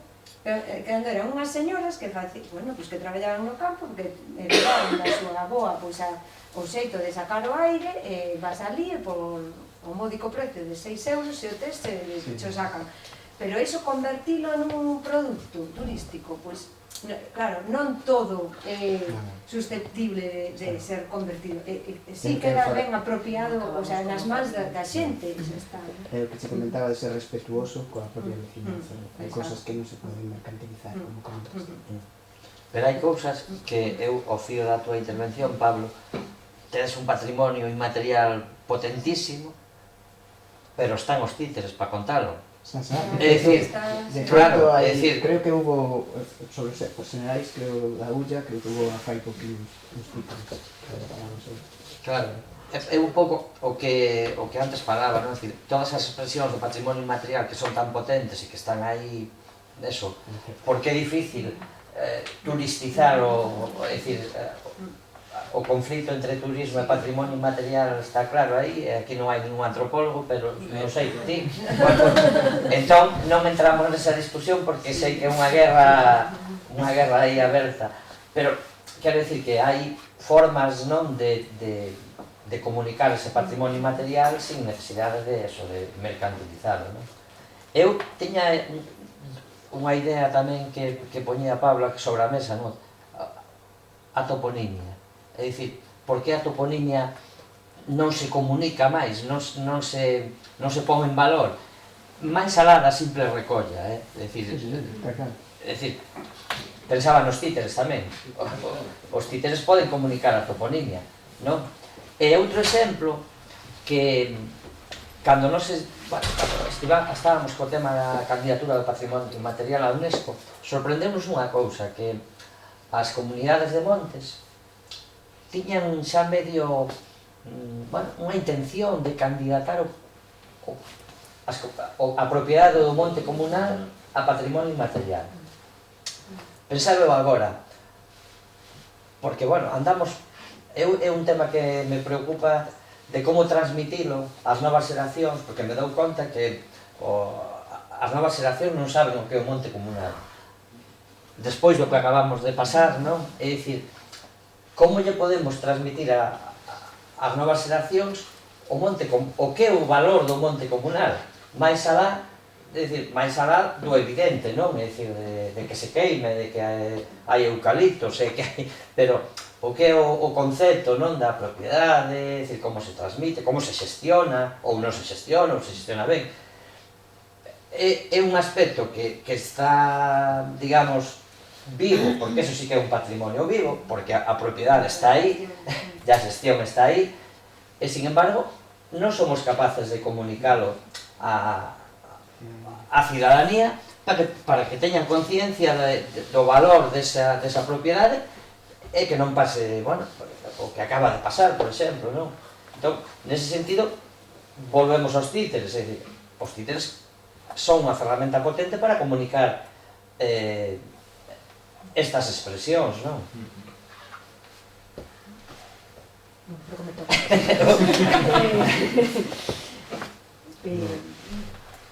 Bueno, do que comentaches ao principio, creo que falabas da diferencia de escalas entre o local e o internacional. Eu creo que non é un desaxuste, porque no momento en que se forman as innovacións identitarias, fluen, ademais, é dicir, unha innovación identitaria que non se descubre no ámbito dos museos, un recurso novo, ese recurso é enseguida o busca outra nación a ver se o ten e a ver se tal, non? Entón, sempre hai ese xogo entre o que é o plano cosmopolita, que se chama no século XVIII, e o que é as identidades tanto locais como regionais, non? Que se falaban nesa época. Entón, de feito, o comparatismo é unha das fontes que fai xurdir ese tipo de innovacións, non?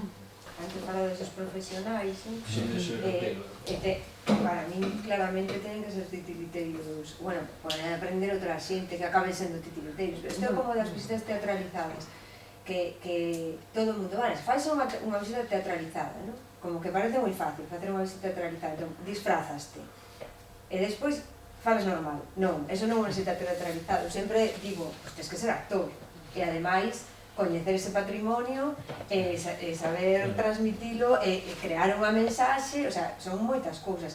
No caso do, vamos, que é unha idea super acertada, non? Que sexan os propios titiriteiros os que dinamicen ese, non que contratedes a unha rapaza de museos, de turismo, que sexa, que a pobre aí ou o pobre intentando manexar, que pode ser que chegue a esa xente que chega a saber manexaros, ensinado por esas persoas, por eses profesionais. Pero vamos, sí que vexo claro que teñen que estar aí, vamos, eu vexo clarísimo. Onde entraba o tema dos profesionais, que ten para nós unha dupla vertente. Por unha banda, claro, tes esa xente que coñece, que pode colaborar, que pode... Pero ao mesmo tempo, iso tamén evita que os títeres sexan un patrimonio popular, o sea, que non é de todo o mundo, non todo o mundo sabe. É unha tradición que está, parte desa tradición, digamos, está metida nun colectivo, é como unha misa. Os curas saben como se fai unha misa, a xente participa na misa. A misa é cultura popular, por dicirlo de alguma maneira. Eu non estou de acordo contigo, porque unha cousa son os axentes que transmiten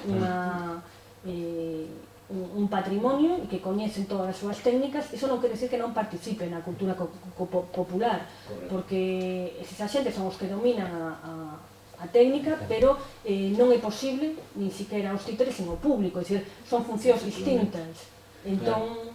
Pero sí que dificulta, digamos, a súa aceptación como patrimonio. O sea, nos queremos falar agora o mellor coa Xunta, ou queremos falar que, mira, isto é patrimonio tradicional, isto é un patrimonio, todo o mundo se lembra dele. Pero ao mesmo tempo dicimos, quen é este patrimonio de hoxe? Bueno, pois a día de hoxe hai 3 compañías de títeres que representan a Barriga Verde. Pero esos representan un texto propio, aí entra a autoría, por iso... Aí hai un problema. É un problema, é outro dos problemas. Concordo contigo, porque a veces o difícil é facer, non sei, como definirlo, o intangible tangible, para dar a coñecer. Eu quería preguntar, Germán, o Sinalsat de Vigo, na Escola Superior de Arte, hai algo de traballo aí? Non, hai moi pouco.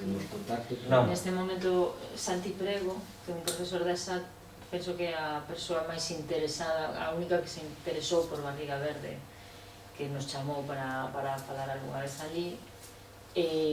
A diferencia, por exemplo, do Instituto del Teatre, en Cataluña, que sí que ten unha parte específica de títeres, en Galicia a Escola Superior de Arte Dramática por agora non se preocupou polo teatro de marionetas, non o considerou como unha arte dramática superior. O que falamos de profesionais, formar, non? Bueno, que é unha das carencias que temos nos bachilleráns artísticos, igual poderían... Eu quería vos preguntar, sobre todo, que descoñezo bastante o vosso ámbito, por exemplo, ao documental que fixeche sobre Barriga Verde, a recreación da barraca, que supuso... Está todo igual, digamos que chegou a opinión pública, aos dirigentes políticos para axudarvos na... A ver, estamos aquí, fixemos un festival, ben, hai xente sensibilizada con Barriga Verde. Non é tan difícil chegar a unha convocatoria de subvencións e que se teña en conta isto como parte do patrimonio ou da memoria. A cuestión a que nos enfrontamos agora é iso, o sea, como xeralizar, o sea, si conseguimos recuperar material, fainos falla xerar unha rede, fainos falla novos axentes que traballen, fainos falla axentes locais, axentes no ámbito turístico, axentes no ámbito educativo, que contribúan a divulgar, porque tamén é o que dicía Santi, esta cuestión de como as tradicións a día de hoxe se transmiten nos museus, se transmiten nas escolas, se transmiten a través de visitas guiadas, se transmiten a través de actividades locais, non? Temos aquí representados estes ámbitos. Nosos non podemos facer iso, somos moi conscientes. Mañá hai un obradoiro de ensinar a xente a facer títeres. E queremos ensinar a xente a facer títeres a través de Barriga Verde, que representan Barriga Verde, non que representan o que queiran, pero que aprendan a través desta tradición. A cuestión que temos é, claro, como podemos artellar isto, onde podemos chegar. E dentro disso unha cuestión que quería poñer riba da mesa tamén, temos aquí, estivemos falando, experiencias con BICs, experiencias con postas en valor de patrimonio, con reconocimiento de patrimonio. Nos temos a intención de que Barriga Verde chegue a ser reconocido como un BIC, un ben de interés cultural de carácter inmaterial, e gustaríanos, pensamos que ten que ser toda a tradición de títeres europea e internacional chegar a UNESCO, cando menos como dentro desa tradición europea de títeres común, desde Italia, tal. O que non temos claro tampouco é como vehicular iso, e pensamos que o BIC en sí non é o principal. O sea, vainos a chegar cousas, seguro que vos tedes máis experiencia de dicir, pois mira, está importante que isto este catalogado, permite unha retroalimentación, pero quizáis nos interesa máis a movilización que se pode xerar, como se pode concienciar a sociedade nesa tentativa, non? Que, bueno, falo máis quizáis. Pero, como vedes a cuestión? Pensades que o mellor tal como están as cousas agora é moi cedo, ou quizáis hai que traballar máis? Non sei, é unha pregunta bastante, por unha banda moi concreta, por outra demasiado abstracta, supoño. Eu creo que, por un lado, a parte, o proceso, digamos, administrativo, iría por un lado, e que, sí, tampouco é máis importante, si despois non hai detrás unha reivindicación, ten que haber unha forza, o que dicir, vas á xunta, BIC, e quen sodes? Pois non, mira, somos 3 compañías. Cantos sodes? 10. Ben, pois é interesante. Ollo, que non falo de cantidade, porque tampouco, Barriga Verde en si mesmo, é dicir, sexan 3 ou sexa 1, é dicir, entón, pero despois, eu creo que, é dicir, para min, eu creo que máis importante, insisto, o tema da transmisión, é dicir, de que se poña a facer títeres en todos os concellos, nas asociacións, colexios, institutos, non sei que, e que haxa unha dinámica de revitalización, non? E de posta en valor, non? E que eu creo que un pouco, respondendo a pregunta de Pablo, eu creo que creo que ainda non conseguimos trapasar, é dicir, nos quedamos moito, fixemos un esforzo moi grande de preservación, que creo que ainda non é suficiente, é dicir, ainda se podería recoller moitísimas memorias, de feito, as que acabas ti de sacar, de feito, ano pasado estivemos en Francos, falamos con algún veciño, pero non tiñamos esas referencias que ti das, que son super interesantes, pero o paso que é o da transmisión, que é fundamental, o de socializar ese patrimonio, non o estamos conseguindo. Unha exposición que foron ver 11.000 persoas. Sí, sí, claro que sí, pero é certo que sigues dicindo Barriga Verde e non é dicir apalpador. Xa. Non estamos aínda nas actividades, no currículum básico de primaria, non? Como unha actividade máis, non? Digamos, pola Pascua, vamos traballar con Barriga Verde, non? Que ese sería un pouco o obxectivo. Creo que nos falta aí. Pode ser que por unha banda, porque nos mesmos non queremos tampouco patrimonializar o proceso de patrimonialización, de alguma maneira, non? Queríamos un pouco deixalo, queríamos intentar que fora a propia sociedade a que se apropiara, pero... Dese fenómeno, como xa hai que non o fai, pois tampouco fai falla esforzarse. Xa, non, e logo tamén, por unha banda temos o problema de que realmente Barriga Verde non é algo único, é dicir, son títeres populares que existían en toda Europa, iguais, non? Que é o que pode facer único Barriga Verde? pois, que falaran en galego, que en un determinado momento ademais coincidiu pois unha boa parte da posguerra, un pouco antes da República tamén estiveron aquí, pero de aí temos moita menos información, pero sabemos que na posguerra sí que estiveron moi presentes e tiveron un papel moi importante pois na infancia de moitas persoas que viviron a posguerra, non? É dicir, para eles esa frase que decía aquel señor era o que había. Todas as entrevistas que podes facer sobre Barriga Verde vanche dicir é que era o que había, non? Para eles, medio disculpa, é unha medio disculpa de que non tiñamos outra cousa, pero por outra parte estánche dicindo que aquelo para eles era importantísimo. É máis, algunhas veces nas funcións, a xente maior, sin vir a conto, que sexan contidos diferentes, pero con títeres tamén, só de volver a ver despois de tantos anos, se retrotrae na memoria e empeza a rir espontáneamente, que me acordei de Barriga Verde, jajaja, de maneira de ledicia espontánea. Sí, que era o que lles evocaba. Con cousas que incluso non teñen nada que ver co títere tradicional moitas veces. Pero solamente o feito de volver a revivir aquel momento despois de tanto tempo failles recordar.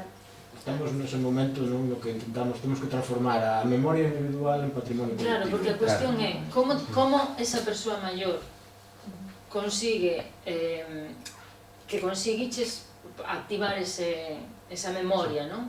Esa memoria corporal, non? Daquela emoción que pero esa persoa maior, eso non lle conta ao seu neto, espontáneamente. É dicir, non forma parte das historias que se contan ao quentor da lareira, non? Digamos. Como conseguimos que eles mesmos digan isto é algo que eu debería contarlle e transmitirlle aos meus netos, porque é importante.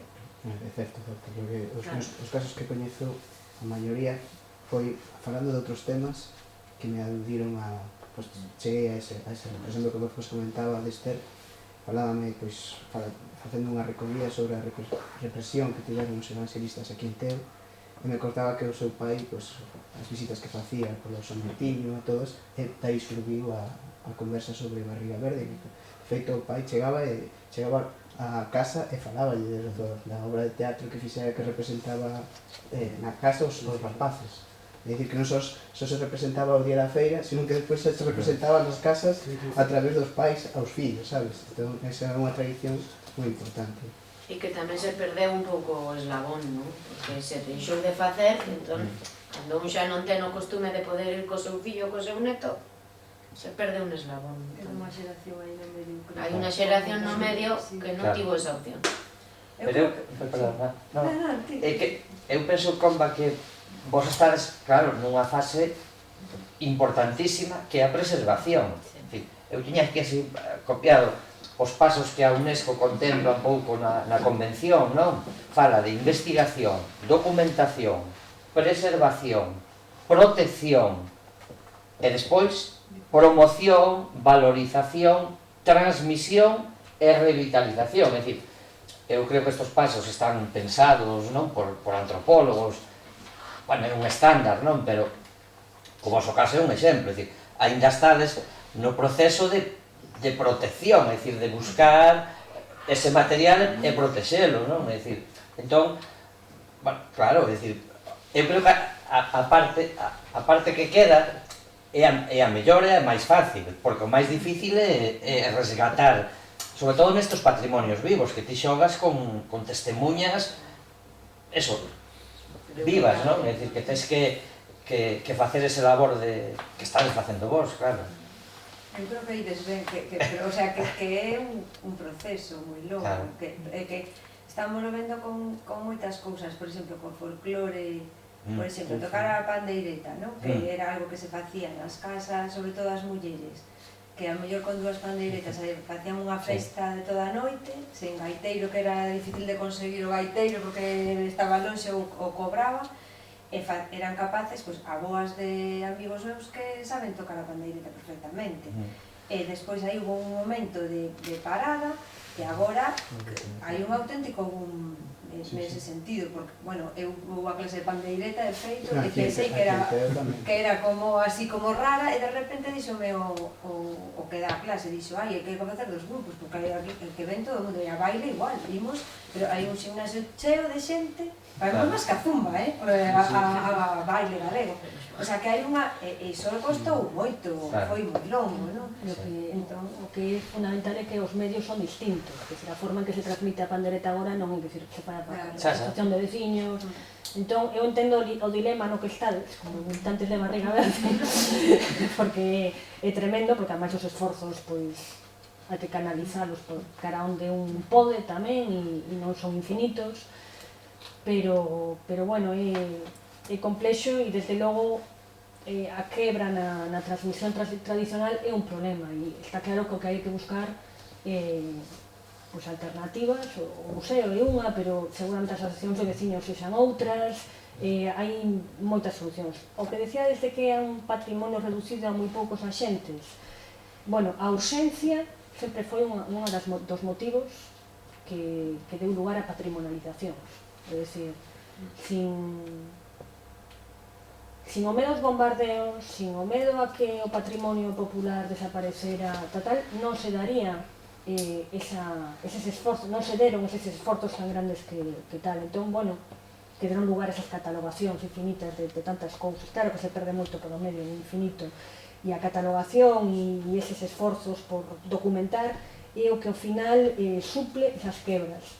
E, bueno, creo que tal na boa línea. E logo quería apuntar unha cousa, porque li hoxe un texto que publicou Santa Cana, non sei se coñecedes, é un dos é un museólogo catalán, tal, e, bueno, é moi activo nas redes sociais. E hoxe precisamente publicou algo sobre a UNESCO e o patrimonio inmaterial, e decía que, claro, que o gran problema que había, e aquí, isto sí que vos interesa, o gran problema que hai é que o protocolo que sigue é que eles determinan que é interesante ou que non é interesante, que é patrimonializable ou non, en función do que lles presenta unha serie de organismos non gubernamentais. Eses organismos non son organismos calquera, son escollidos normalmente polos gobernos para representar iso. E ademais, os axentes que deciden que é interesante ou non tamén son escollidos ao final polos gobernos, co cual, ao final, todo isto non está suscrito a intereses realmente culturais, nin científicos, nin de persoas dun medio concreto, sino ao final os intereses dos gobernos. Entón, claro, aquí vos podedes dar cunha parede, porque ao final, pois, eu non sei se os touros están reconocidos como patrimonio inmaterial, pero... Si, está en proceso. Declararon a Semana Santa e os touros están... Pois, isto é un exemplo do que estou dicindo, non? Que ao final, moi ben conseguir a denominación de patrimonio inmaterial, eu creo que é fundamental, creo que é moi importante, pero, bueno, hai que esperar a momentos favorables. Sí. Eu, a ver, confeso aquí, pero non teño que confesarlo, non? A nosa asociación Ponte nas Ondas estamos acreditados como unha ONG consultora que lle chama a UNESCO para o patrimonio inmaterial, chaman así, non? E acreditámonos sin pasar polos gobernos, por libre, é dicir, sí, porque a UNESCO é transparente nese regulamento, non? É dicir, quen se pode acreditar? Pois hai un formulario, ti mandas a ver, está moi claro, é dicir, se queres ser unha ONG consultora, tens que ter unha trayectoria detrás que te acredite que tens unha experiencia en xestión de patrimonio, en xestión, digo, unha experiencia con patrimonio inmaterial determinada, non? E eles contrastan e avalan. Iso por un lado. Polo que sabemos, nós asistimos a única convención en Addis Abeba. Foron dous antropólogos, ademais, foron. E era a primeira, entón, quixemos que foran os antropólogos para que tamén sondeasen un pouco como estaba, bueno, como era todo o proceso, porque coincide, eles teñen unhas convencións das ONGs consultoras que van en paralelo coas proclamacións, coas inscripcións, non? É dicir, cando fan a inscripción dos bens, pois levan a semana anterior ás ONGs, bueno, debaten aí e tal. Entón, o que acabas de dicir é certo, parcialmente, no sentido de que, evidentemente, quen acaban mandando, inscribindo isto ou aquilo, son uns estados. Desde a convención, é dicir, desde a entrada en vigor da convención, porque tamén antes nos temos a experiencia de Ponte nas Ondas, cando promovemos a candidatura do patrimonio inmaterial, que éramos unha asociación de moi humilde, moi pequeniña, con moi pouca capacidade, e cando empezábamos a que queríamos promover esa candidatura, todo o mundo nos miraba por riba do ombro e nos dicía, pero vos a donde ides? Pero vos a donde ides? Si vos... E nós, eu recordo, nós falábamos directamente coa División de Patrimonio Inmaterial en París, e nos decían, pa diante, pa diante, pa diante. É dicir, pa diante, pa diante, pa diante.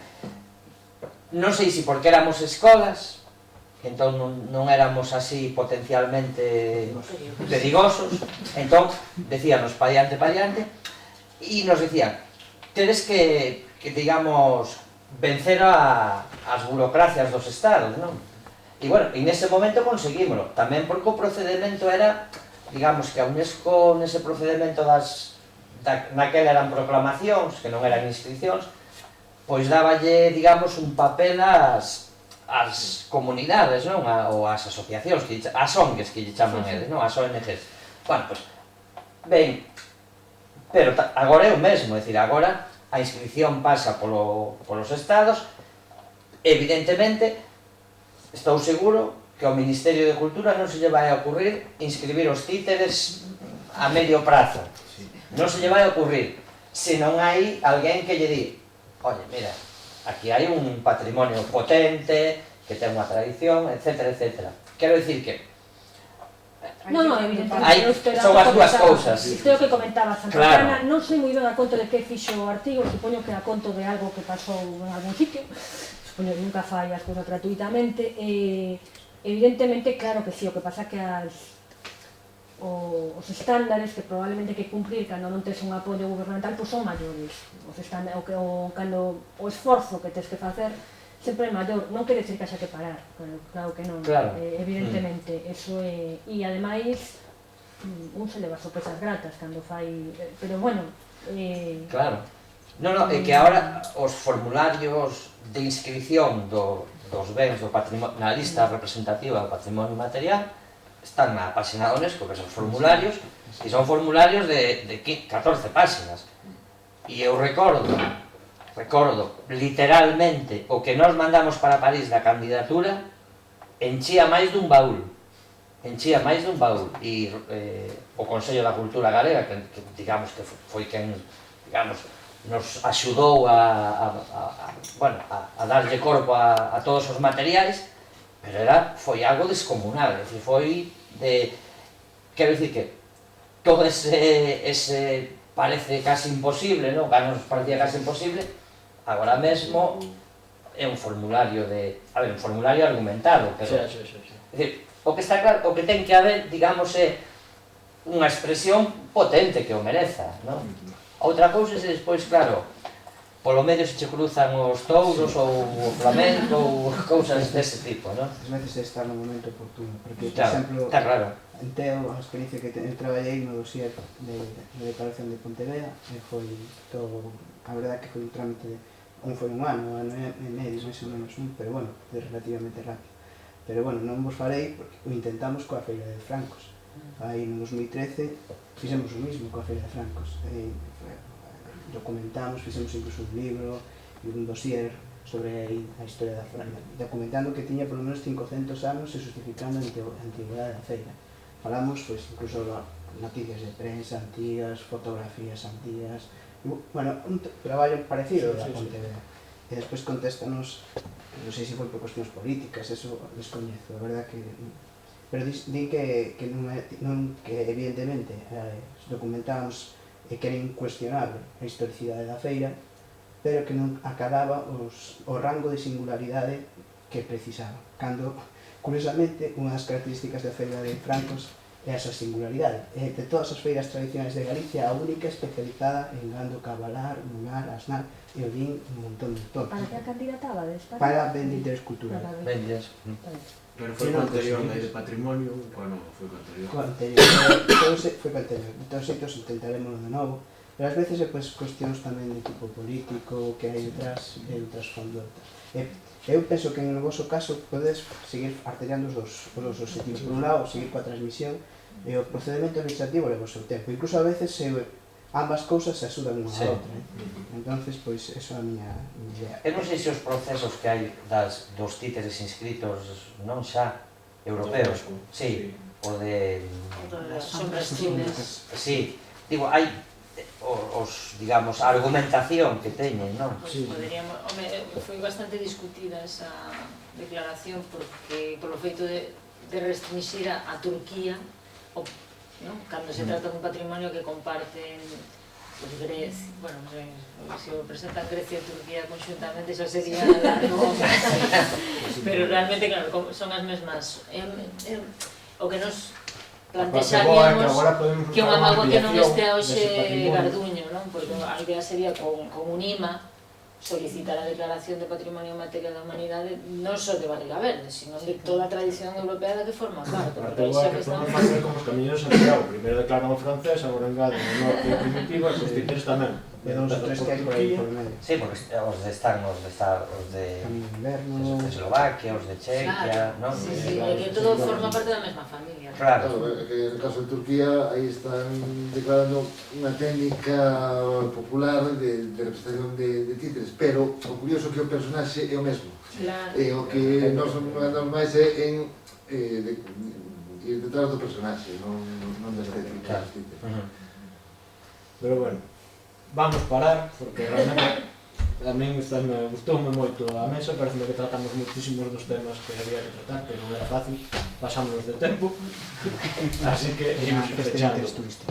Nada, xa quedaremos outro día, faremos unha cousa xa con máis tempo e máis calma. Na feira de francos, con pulpo, un viño. Na feira de francos, este sábado, con barriga verde. Con barriga verde,